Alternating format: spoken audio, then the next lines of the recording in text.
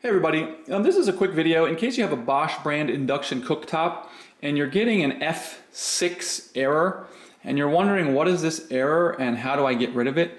So first of all, if you're getting the F6 error, your cooktop should have shut off and nothing will be heating. And the reason that everything is shut off and nothing is heating with an F6 error is because the F6 error is an overheating error.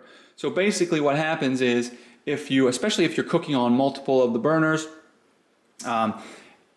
everything can get too hot, and what can happen if things get too hot is it can actually start to damage the work surface. It can start to damage the components within the stove. So if it gets too hot, it will automatically shut off and can give you an F6 error. So all you need to do to get rid of this error is wait.